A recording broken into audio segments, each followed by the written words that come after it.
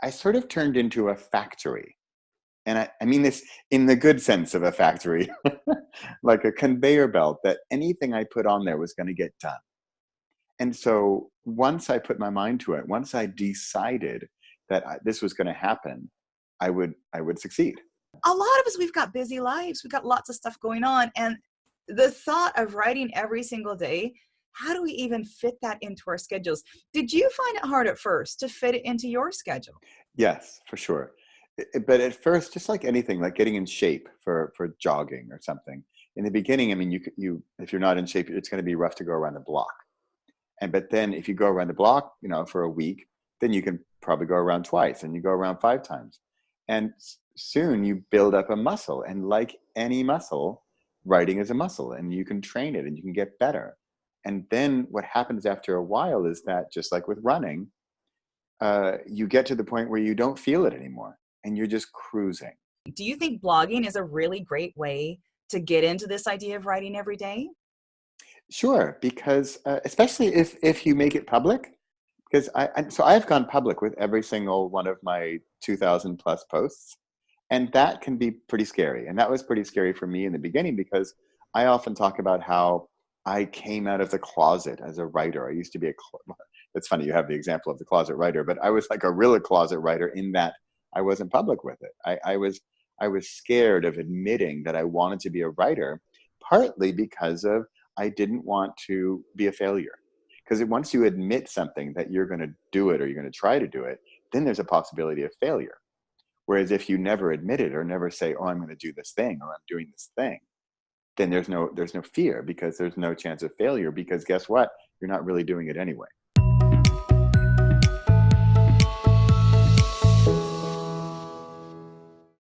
Welcome to yourbrilliance.com. I'm your host, Amy Waterman. And today we're talking to those of you with a dream to write your own book. You're in good company. 80% of Americans believe they've got a book in them. And self-publishing has opened the doors to anyone who wants to see their book on Amazon. But it's not a lucrative gig. Only 45,000 Americans were making a living as a writer as of last year. The average book sells 500 copies, and the average self-published title sells half that. Only 2% of books ever break that 5,000 copy mark. But is that a problem? I mean, isn't writing worth it for writing's sake? Well, that's a question I wanted to pose to Bradley Charbonneau. Bradley started writing and never stopped. Today, he's the author of 11 books, and you can find him writing most days on his blog, Past the Sour Cream.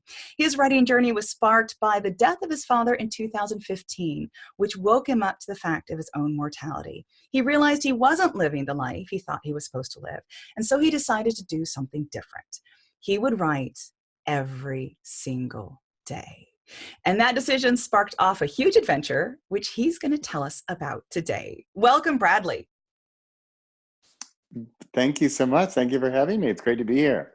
So I want to ask, how did your life change as a result of writing every single day?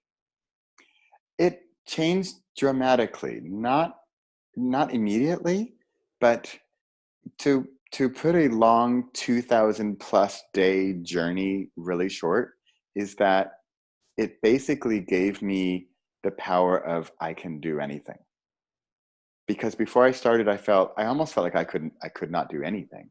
And now, because I achieved one of my biggest dreams, now like smaller dreams are just dessert. And so I achieved being able to achieve more, if that makes any sense. So you quit your company, you closed your business, you moved to Europe, you did a lot of stuff. I know. Yeah. And part of that comes from that beginning, because I felt that if I can continue to do that, if I continue, I sort of turned into a factory. And I mean this in the good sense of a factory, like a conveyor belt that anything I put on there was going to get done. And so once I put my mind to it, once I decided that this was going to happen, I would succeed. And it came down to decision making, and whether or not I was going to do it, or whether or not I was not. And there wasn't really some middle ground of, oh, I don't know. I became very decisive and very clear in my decision-making process. And I decided we're going to move to Europe. That's what we're going to do. I'm going to quit my company and I'm going to become a full-time writer. Boom. Wow. So a lot of people watching this think, whoa, that's a bit too much. Let's just start, Yeah. baby steps here. So when we think about, let's try and just think about writing, integrating writing into our everyday life before kind of thinking, oh, I'm going to quit to be a writer. So Yeah. a lot of us, we've got busy lives. We've got lots of stuff going on. And the thought of writing every single day, how do we even fit that into our schedules? Did you find it hard at first to fit it into your schedule? Yes, for sure. But at first, just like anything, like getting in shape for jogging or something. In the beginning, I mean, you if you're not in shape, it's going to be rough to go around the block. But then if you go around the block, for a week, then you can probably go around twice, and you go around 5 times, and soon you build up a muscle. And like any muscle, writing is a muscle, and you can train it, and you can get better. And then what happens after a while is that, just like with running, you get to the point where you don't feel it anymore and you're just cruising. And I got to that point, I think, within 2 weeks or a month. It sounds really quick, but I think this whole thing started because I was put up to a challenge to write for 30 days in a row, which at that point was super scary because I was writing 0 days in a row on a regular basis. I wasn't writing at all. And so just 30 days, that's all I needed. And well, that's all. It sounded crazy, hard, difficult, nightmare. I don't want to do that. And I did. I got through 30 days and I never stopped. So how much time do you spend every day? So you and I were talking earlier about sort of a finished, polished, perfect book or podcast episode or film that took, 7 editors and 14 recuts and retakes and all that kind of stuff. And so for me, my rule per day is to hit publish. And so I want a certain level of quality, but remember, I'm just publishing for myself. I'm not publishing for the New York Times. Yeah. And so it has to be my own standard. But I think that's actually really important because I think we are usually our own toughest critic. And so that just making it up to your own standard should be good enough. And that's who really we're doing this for, right? I'm not doing this for other people. I mean, this is for me. It's a lot like the oxygen mask in the airplane, where I need to get my day going right. And my day starts usually with writing. And if I don't write, it's sort of like I didn't have breakfast, or I didn't have a good meditation practice. And I can't get started without it. And I know now if I miss it in the morning and I do it in the evening or something, yeah, my day's just not as good. So there's a wonderful story, Glennon Doyle Melton, who's written a New York Times bestseller, and she used to get up way early in the morning. I'm not sure what time, and she decided that her office was going to be her closet, and she would go into her Wow. closet with her laptop. And she started a blog, and eventually this blog became a New York Times bestselling book. And it's amazing. Wow. So it's amazing how you're right. Sometimes you gotta wake up earlier. Sometimes you gotta drink a lot of Yeah. coffee. Sometimes you gotta find a little room of your own that actually isn't even a Yeah. room, it's a closet, but you just have to do it. Yeah. You So just have what to do you do think it. about blogging? Do you think blogging is a really great way to get into this idea of writing every day? Sure, because especially if you make it public, because so I've gone public with every single one of my 2,000 plus posts, and that can be pretty scary. And that was pretty scary for me in the beginning because I often talk about how I came out of the closet as a writer. I used to be it's funny you have the example of the closet writer, but I was like a real closet writer in that I wasn't public with it. I was scared of admitting that I wanted to be a writer, partly because of I didn't want to be a failure. Because once you admit something that you're going to do it or you're going to try to do it, then there's a possibility of failure. Whereas if you never admit it or never say, "Oh, I'm going to do this thing" or "I'm doing this thing," then there's no fear because there's no chance of failure because guess what? You're not really doing it anyway. So a blog is a great way to start. Just get practice. Just like that's running around the block. So get going with the blog, see how it goes, and it should build from there. But I still blog. I mean, whatever you want to call it, blogging or article writing or posting or a chapter. Currently, what I do is I write a post every day, and it's usually heading for a book. and it'll be a chapter of a book. That's so fantastic. I want to go back to what you talked about. What was holding you back from writing Yeah. before? Because I know you had done writing. I know you'd wanted to be Yeah. a writer. And for some reason, something was holding you back. I know with a lot of us, we would love to write our book. 80% of Americans have a book in them, but 80% of Americans aren't writing those books. Yeah. What's holding people back? Is it the fear of failure? Is it the sense that there's no possibility of getting a publishing deal these days? Is it the lack of time? What's holding people back from taking a 30-day writing challenge? Yeah. I think a lot of it is fear, and then perfectionism, and they want to get it right. I often, when I'm talking with other writers who are struggling, I will often tell them, you know what, this is going to sound a little harsh, but I actually don't care about your first book. I'm interested in your second book, because your first book, you are going to hem and haw and deal with, go perfectionist, and it's going to take you, like in my case, 20 years to write your first book. And your first book, I don't care. Make it terrible. Here would be my tip.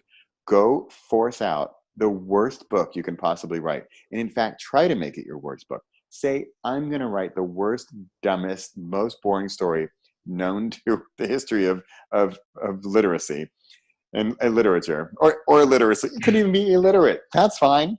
I want to see junk. I want to see trash. I want to see a really bad book. Go write that one, and then you can work on book number 2.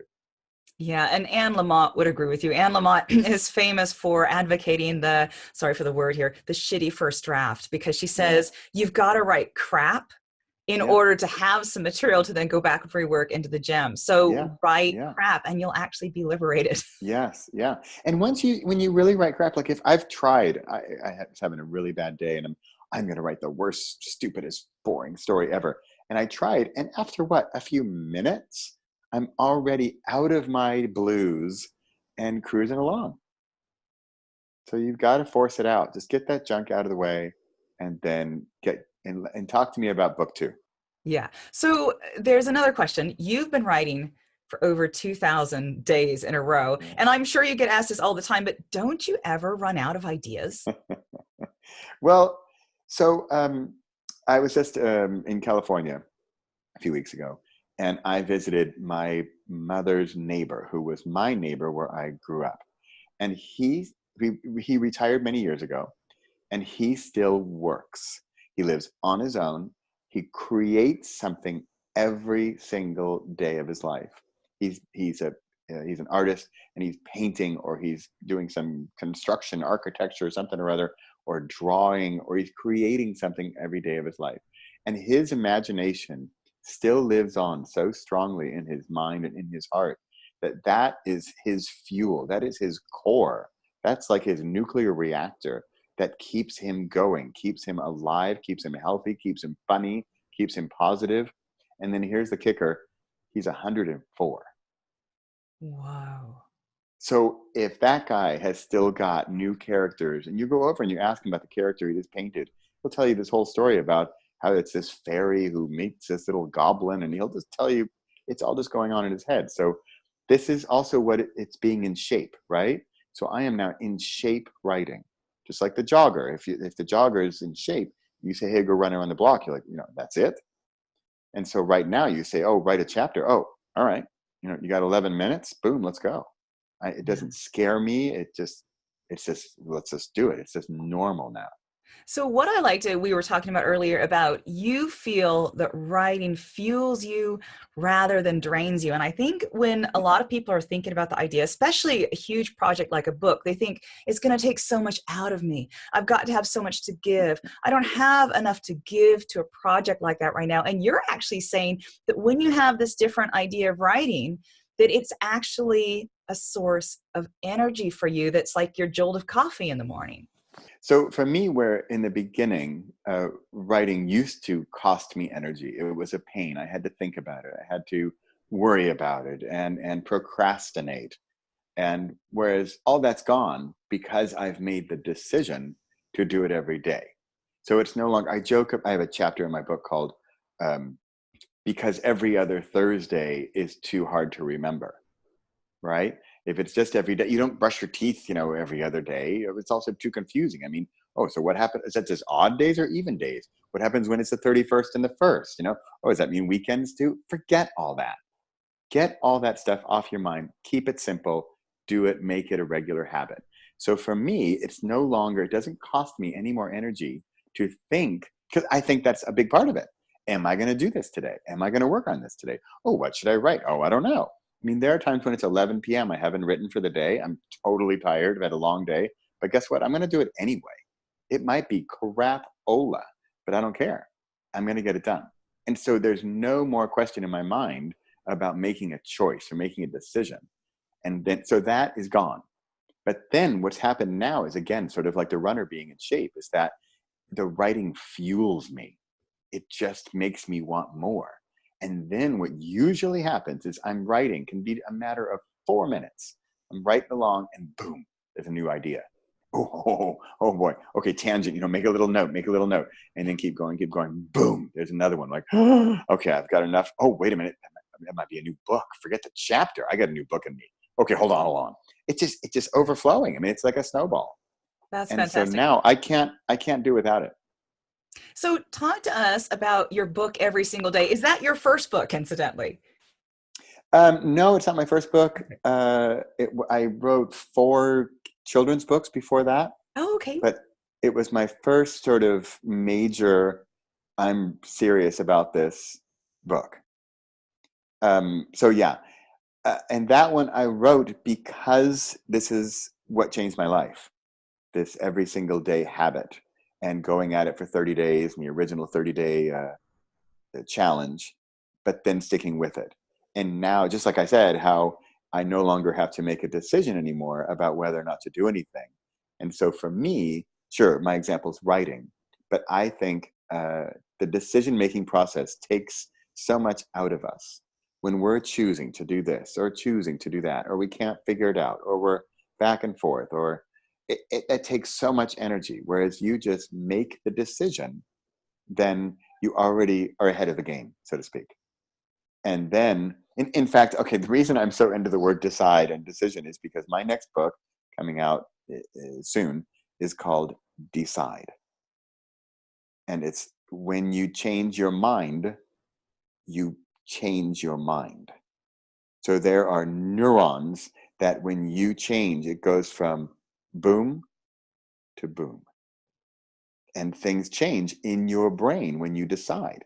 And it's a bit like the fog is lifted, or you're just reached the peak of the mountain and you were struggling uphill and now you're going downhill. You've made the decision and things just got lighter. And So it's a then you can lot do it every like single day. when you're wanting to write a book, you are in a state of wanting. And that's your Yes. state. You're in the state of wanting. But then when Yes. you decide, I am writing, you don't even need to have the book, I am writing, then that's your state. You're actually doing it. And Yes. maybe a book will come Yes. out, but you're no longer in a wanting state. Yes. Yes. That's a great way of saying it. Thank you. That's really nice, because the wanting, I mean, just it sort of pains me to even say that. A state of wanting. Oh, sounds so like it sounds awful. Oh, I don't want to be doing that. Yeah. A state of wanting. No. I'm doing this. And think about it. Also, you're talking with friends. Yeah, I'm going to write a book. Yeah, I'm thinking about writing a book. Oh, I really would like to write a book. I want to write a book. No, I'm writing a book. Yeah. Yeah. Whoa! I mean, just the energy bouncing off of the room right there. All that other stuff is all this low vibrational, all this sad, heavy stuff. Whereas I'm writing a book. Pass the Yeah. wine. Or even better, I wrote this morning. There you go. Yeah, even better. I already wrote them. Done for my day. What Yeah. else you got? Yeah. What? Now, Throw it for at those of me. you watching, I'm sure you want to learn more about Bradley's decision making, his writing every single day. And if you want to find out, we have a link for you. Just go to yourbrilliance.org/Bradley. That's yourbrilliance.org/BRADLEY. And you can read lots of Bradley's writing, and you can find out more about his book, including his upcoming book, Decide. Decision. Did I get that right? Decide. Yeah. Thank you, Bradley, for coming on to the show. We are coming to an end, and I wondered if you had any last message you would like to leave our viewers with. So here, like I said, I am quite addicted to writing books, and I kind of can't stop. And now I'm just this machine, and I'm snowballing. It's just in a good way, not like going down the mountain out of control. And so the book after Decide, there's two already. I have three upcoming books. They're Decide, Spark, and then Create. And Spark is about working on projects together with your kids. And so you're sparking their creativity. And then the book coming out in January, just in time for sort of New Year's resolutions, is called Create. And like I mentioned about my 104-year-old neighbor, that's, I think, his secret to long life, happiness, and meaning in his everyday life. So create and spark and decide. Fantastic. Thank you, Bradley. And thank you out there for watching. We hope to see you again soon. Until then, let your brilliance shine.